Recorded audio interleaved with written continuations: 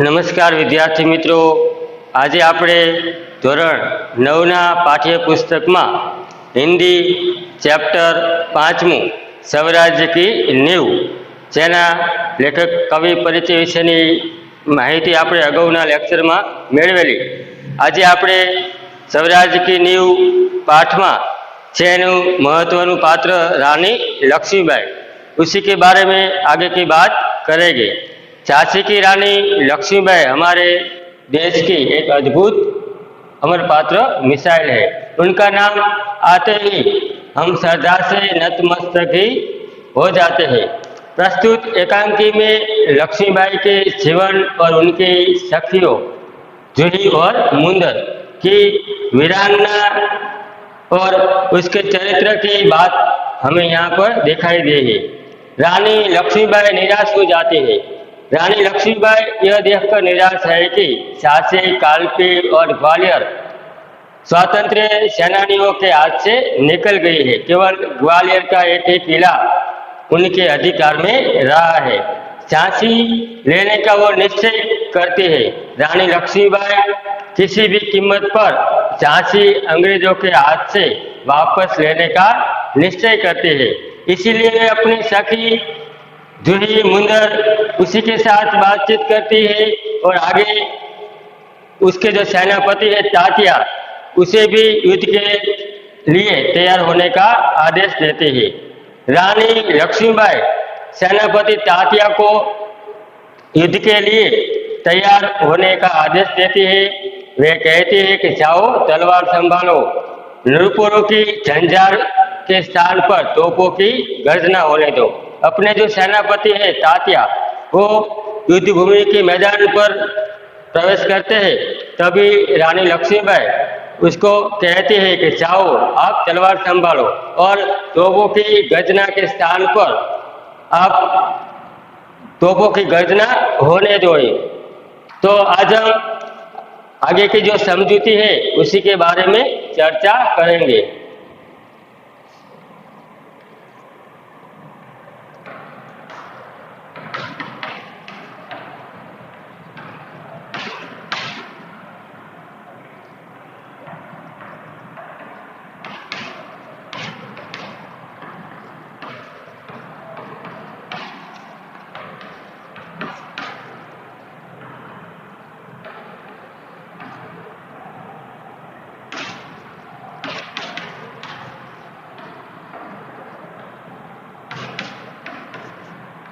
विष्णु प्रभाकर जो इसके लेखक है, ये स्वराज की नींव का साहित्य प्रकार है एकांकी.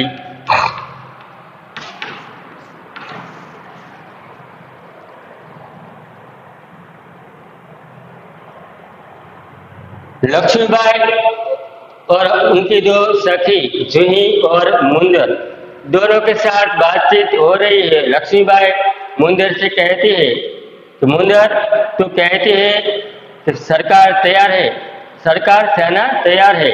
लक्ष्मीबाई, तो मैं भी तैयार हूँ. तात्या, तुमसे मुझे बहुत आशाएं थी, तुम्हारे रहते रहते ये सब क्या हो गया. लक्ष्मीबाई अपने सेनापति को कहती है कि तुम्हारे पास तो बहुत ही ज्यादा आशाएं थी, लेकिन तुम्हारे रहते रहते ये क्या हो गया. मैंने जो आशाएं सेवी थी और उसी में आज हमें कोई अच्छा नहीं दिखाई दिया. जूही कहती है सरकार ये स्वामी भक्त है. जूही लक्ष्मीबाई को कहती है कि सरकार ये तात्या तो स्वामी भक्त है. लक्ष्मीबाई, लेकिन आज हमें देशभक्तों की आवश्यकता है. लक्ष्मीबाई कहती है कि आज हमें ऐसे देशभक्तों की जरूरियात है. खैर, अब भी कुछ नहीं बिगड़ा, अब भी बहुत कुछ किया जा सकता है. रानी लक्ष्मीबाई कहती है अभी भी कुछ नहीं बिगड़ा और अभी भी कुछ ही किया जा सकता है. तात्या, इसीलिए तो आया हूँ भाई साहब. तात्या लक्ष्मीबाई को कहती है कि इसीलिए तो भाई साहब मैं यहीं आया हूँ. आप जो कहेंगी वही करूँगा, आप जो मुझे कहेगी वही कार्य मैं करूँगा. जो योजना बनाए है उसी पर चलूंगा. आपने जो आयोजन बनाया है उसी के राह पर मैं चलूंगा. लक्ष्मीबाई, तो जाओ तलवार संभालो, नूपुरों की झंकार के स्थान पर तोपों का गर्जन होने दो। लक्ष्मीबाई तात्या को कहते हैं कि तो जाओ आप अपनी तलवार संभालो और नूपुरो, तो यहाँ पर शब्द है नूपुरो यानी कि पायल।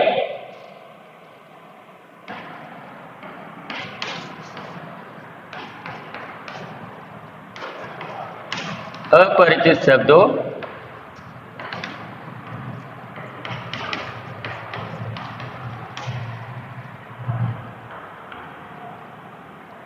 यानी कि पायल।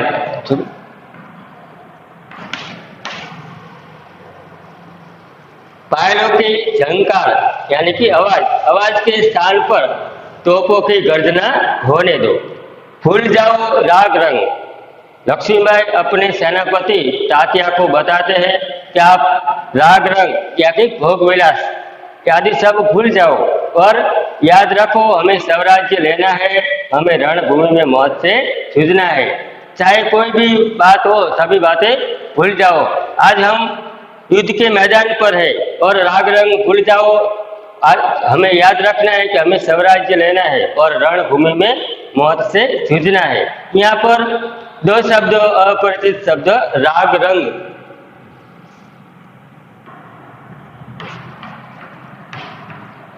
यानी कि भोग विलास।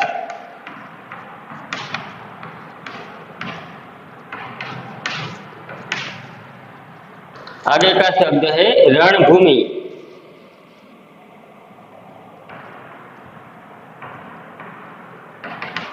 यानी कि युद्ध का मैदान।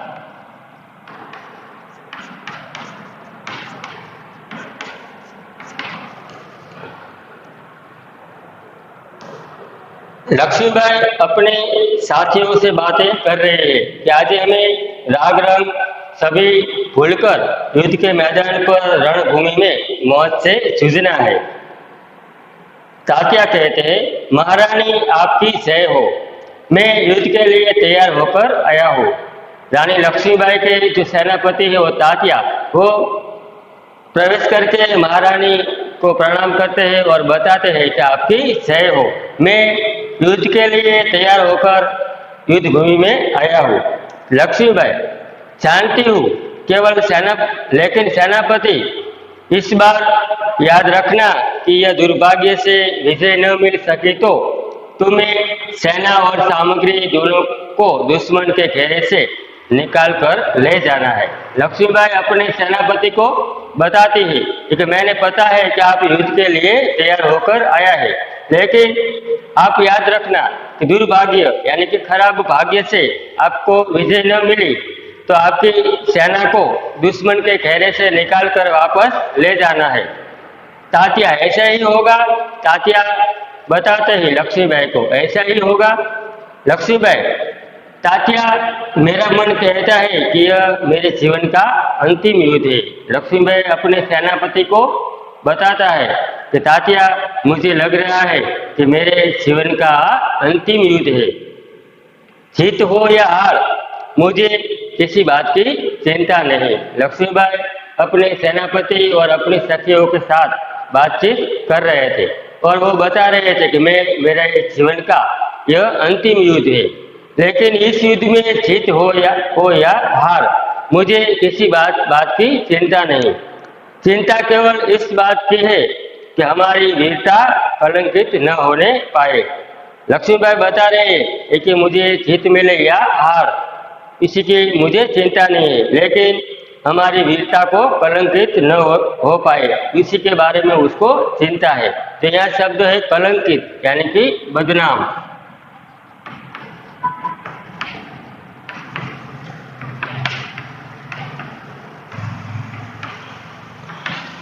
हमारी वीरता को कलंकित न हो जाए इसी के बारे में उसको चिंता है। तात्या भाई साहब वीरता आपको पाकर धन्य है, आपके रहते कलंक हमारी साया को भी नहीं छू सकेगा। आज्ञा दीजिए, प्रणाम। तात्या लक्ष्मीबाई को हिम्मत से बता रहे हैं कि भाई साहब वीरता आपको पाकर धन्य है, आपके रहते आपकी वीरता को कलंक भी, आपकी छाया को भी नहीं छू सकेगा। आप मुझे आज्ञा दीजिए, मैं युद्ध के मैदान में ही वीरता बताऊंगा। यहाँ पर शब्द है कलंक, यानी कि बदनामी।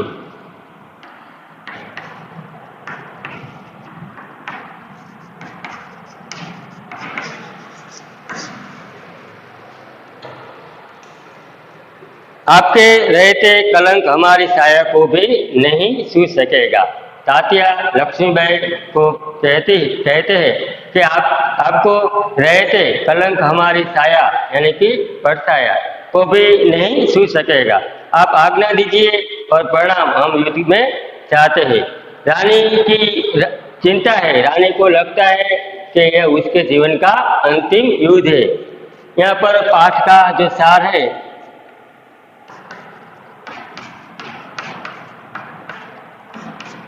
रानी की चिंता।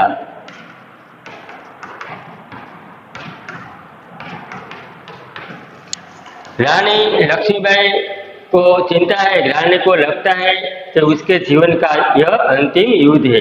उसे केवल इस बात की चिंता है कि युद्ध में उनकी वीरता कलंकित न हो जाए, अपनी युद्ध के बारे में बदनामी न हो जाए, इसीलिए रानी लक्ष्मीबाई को चिंता है। आगे बाबा गंगादास की वाणी उसे याद आती है। बाबा गंगादास ने लक्ष्मीबाई को कहा था कि केवल सच्चाई, सेवा, तपस्या और बलिदान से ही स्वराज्य मिल सकता है। स्वराज्य प्राप्ति से भी अधिक महत्वपूर्ण है स्वराज्य की नींव और उसकी भूमि तैयार करना और स्वराज्य की नींव का पत्थर बनना। तो लक्ष्मीबाई, सुही, मुंदर, उनके जो सेनापति है सभी युद्ध के लिए तैयार है और तात्या भी प्रणाम करके युद्ध में ही चले जाते हैं। लक्ष्मीबाई कहते हैं, प्रणाम तात्या, मैं सीधी युद्ध भूमि में जा रही हूँ, देर न लगाना। लक्ष्मीबाई तात्या को कहती है कि मैं भी सीधी युद्ध भूमि यानी कि रणभूमि के मैदान में जाऊंगी, आप भी देर न लगाना, जल्दी से आ जाना। तो तात्या चला जाता है युद्ध भूमि के मैदान में। मुंदर, सरकार, आज मैं बराबर आपके साथ रहूंगी। लक्ष्मीबाई की जो दूसरी सखी है उसी का नाम मुंदर, वो भी बता रही है कि सरकार, आज मैं भी आपके साथ रहूंगी। जूही, और मैं तोप खाना संभालूंगी। लक्ष्मीबाई की जो दूसरी सखी है उसी का नाम जूही, वो भी बता रही है कि सरकार, आज मैं भी युद्ध भूमि के मैदान में तोप खाना चलाऊंगी। इसलिए रानी लक्ष्मीबाई और उनकी जो सखी है, जो जूही और मुंदर, दोनों मिलकर युद्ध भूमि के मैदान में वीरांगना बनती है। सचमुच स्वराज्य की नींव रखने में स्त्रियों की जो भूमिका है वह भूमिका भी दिखाती है। सचमुच इस कहानी स्वराज्य की नींव के पत्थर है। भारतवासियों में स्वराज्य के प्रति चेतना जगाने में जो योगदान है उसी में स्त्रियों का भी योगदान दिखाई देता है।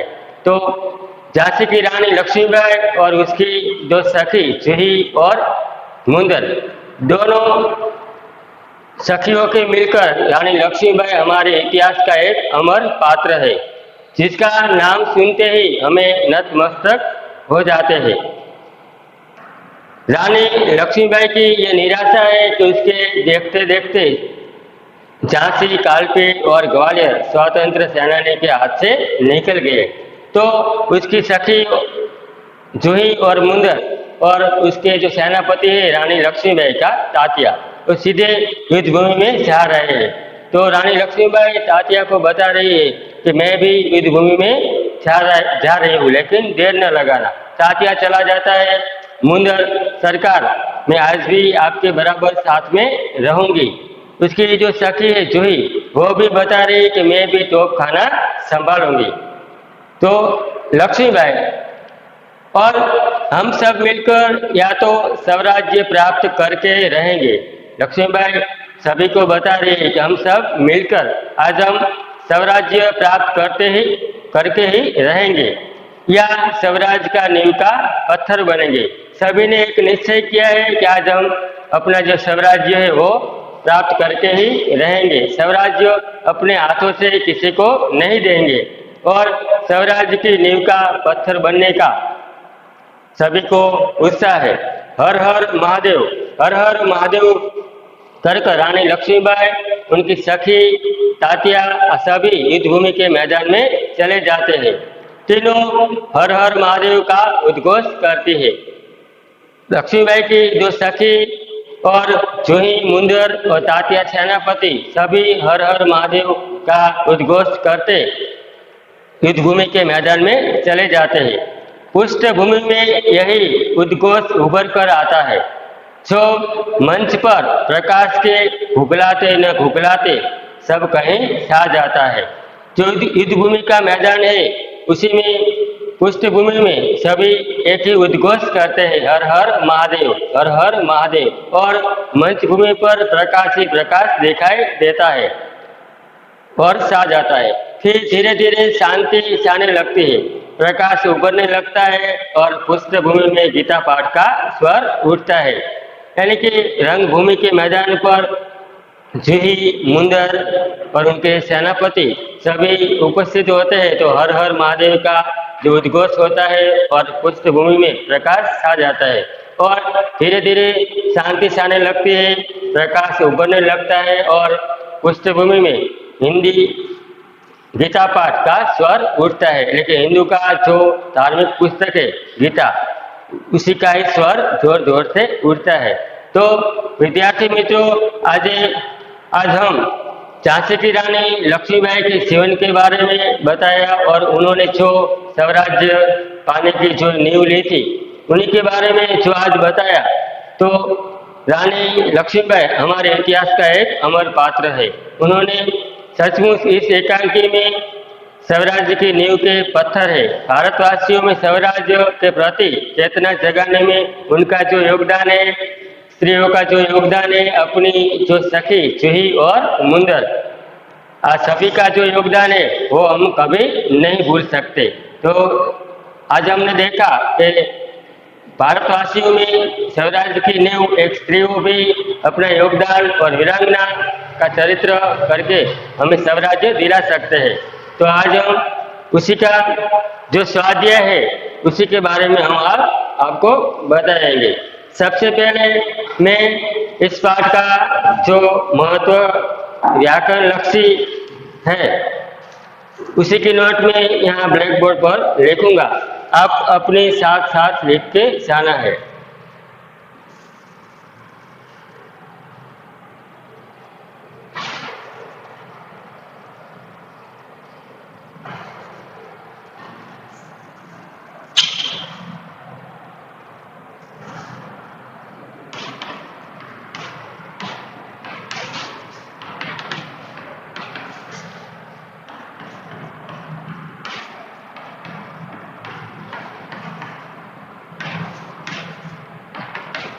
सबसे पहले हम इस पाठ के जो पर्यायवाची यानी कि समानार्थी शब्द लिखेंगे।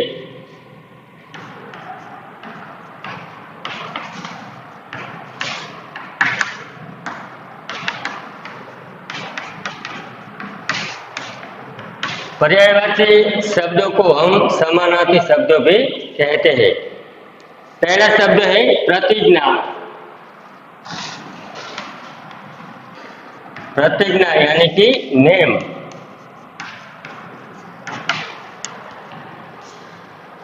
यानी प्रण। नाविक, नाविक को हम क्या कहते हैं? मल्लाह।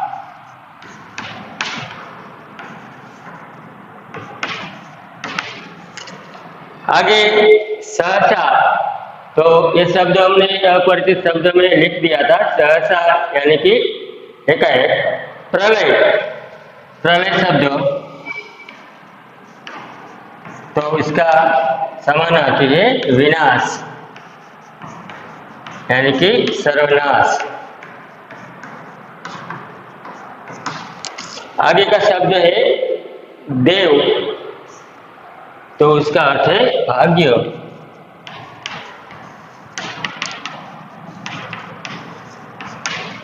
देव यानी कि भाग्य। दुत्कार, दुत्कार शब्द तो उसका अर्थ है सत्कार। दुत्कार यानी कि सत्कार। लज्जा, लज्जा यानी कि शर्म। नूपुर,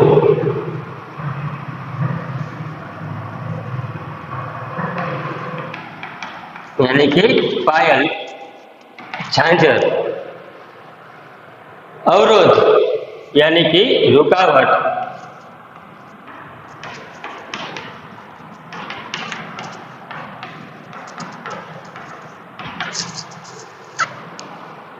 समानार्थी लास्ट शब्द है नयन, यानी कि नेत्र। तो सबसे पहले हमने इस पाठ के स्वाध्याय में पर्यायवाची शब्द है तो उसी के बारे में जानते हैं। प्रतिज्ञा तो नेम और प्रण। नाविक तो मल्ला, जो नाव चलाने वाले होते हैं उसी को मल्ला कहते हैं। प्रलय, विनाश, सर्वनाश। देव એટલે भाग्य या नसीब। दुत्कार तो सत्कार। लज्जा, शर्म। नृपुर, पायल। अवरोध तो रुकावट। लास्ट नयन અને नेत्र, नयन या तो नेत्र। तो विद्यार्थी मित्रों, इस पाठ के जो समानार्थी शब्द है वो यहाँ हमने लिखा। आगे इस पाठ के विरोधी शब्दों।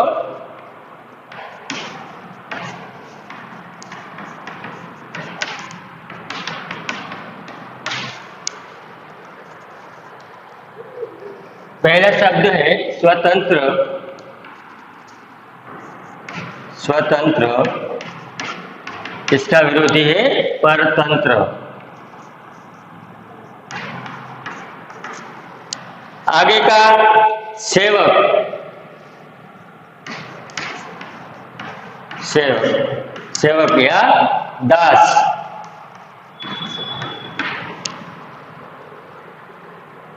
यानी अथवा स्वामी। दुर्बल, दुर्बल जो कमजोर तो उसका विरोधी है सुबल। आगे का शब्द है नाराज। नाराज, नाराज शब्द का विरोधी शब्द राजी। गहरा, गहरा शब्द है विरोधी तो उसका अर्थ है उथला। आगे का जो शब्द है कलंकित, कलंकित यानी उसका जो विरोधी शब्द है निष्कलंक।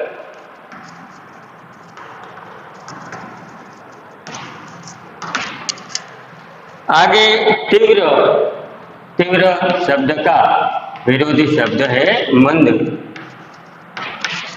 तो इस पाठ के जो विरोधी शब्द है उसी के बारे में हम जानते हैं। पहला शब्द है स्वतंत्र, उसका विरोधी है परतंत्र। सेवक तो दास यानी स्वामी। दुर्बल तो सुबल। नाराज, उसका विरोधी है राजी। गहरा तो उथला। कलंकित तो निष्कलंक। तीव्र तो मंद। तो विद्यार्थी मित्रों, यहाँ पर मैं जो शब्द समानार्थी विरोधार्थी को आपको अपने नोटबुक में साथ साथ में लिखते जाना है। आगे संधि के बारे में हम जानेंगे।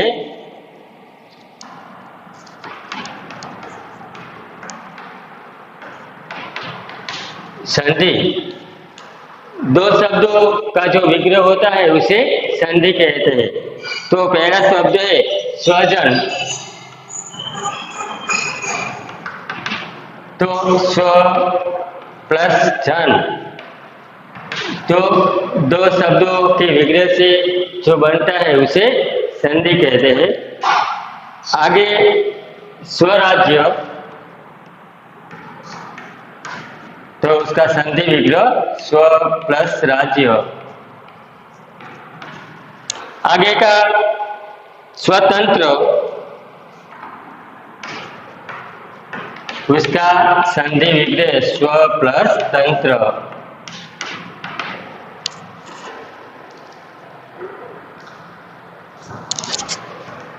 आगे वातावरण, वात प्लस आवरण।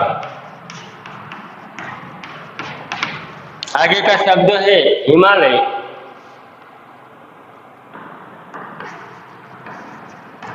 तो हिम प्लस आलय यानी कि हिमालय। आगे आशीर्वाद,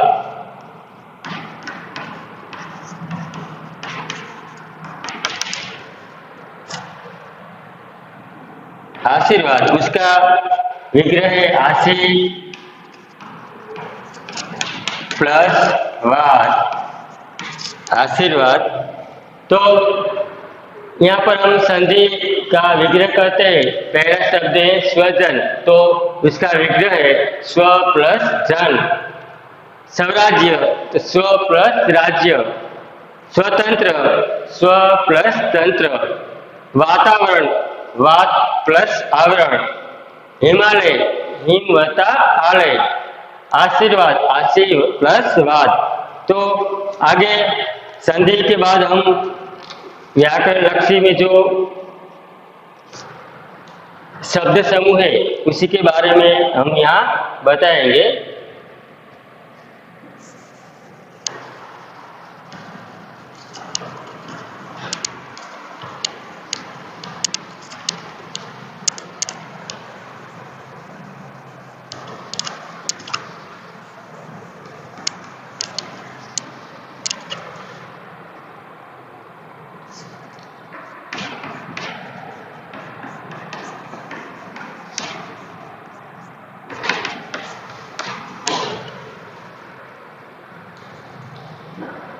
पहला शब्द समूह है धरती और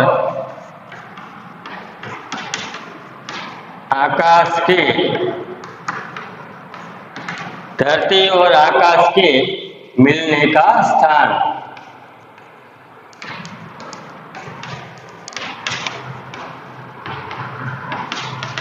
धरती और आकाश के मिलने का जो स्थान होता है उसे हमें क्या कहते हैं? क्षितिज।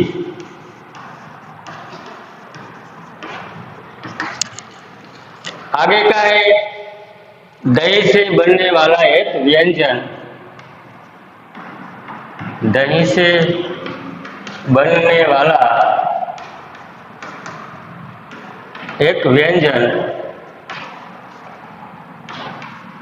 इसको हम क्या कहते हैं? श्रीखंड।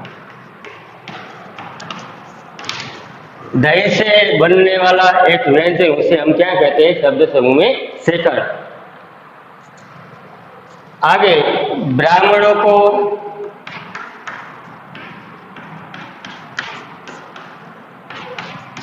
खिलाने वाला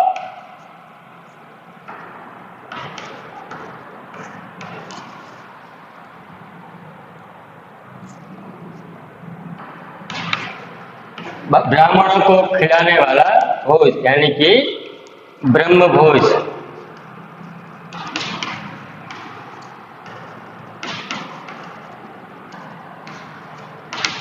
ब्रह्म भोज। छेला शब्द है लास्ट में स्वामी। स्वामी के प्रति श्रद्धा रखने वाला।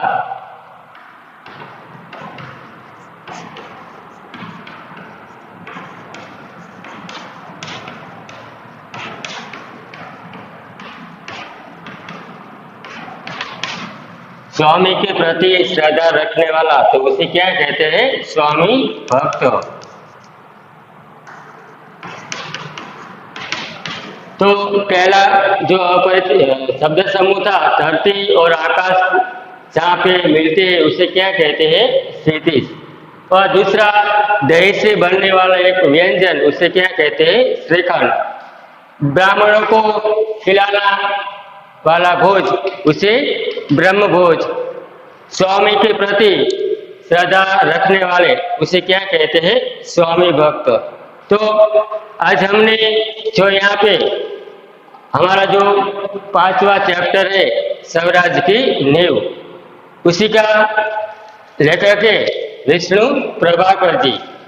उस पाठ के बारे में हमने देखा कि झांसी की रानी हमारे देश की एक इतिहास के एक अमर पात्र है। उनका नाम आते ही हम श्रद्धा से नतमस्तक हो जाते हैं। तो इस पाठ में हमने प्रेरणा मिली है कि स्वराज की नींव रखने में स्त्रियों की जो भूमिका है वो वीरांगनाओं की चरित्र की झलक भी हमें दिखाई देती है। लेखक का उद्देश्य था कि स्वराज्य की नींव रखने में स्त्रियों की जो भूमिका है वो सचमुच एक स्वराज की नींव के पत्थर के समान है। तो आज हम इस वीडियो लेक्चर के बारे में 5वां चैप्टर स्वराज की नींव के बारे में जो समझूती मिली, तो हम आगे के वीडियो लेक्चर में मिलेंगे। अस्तु।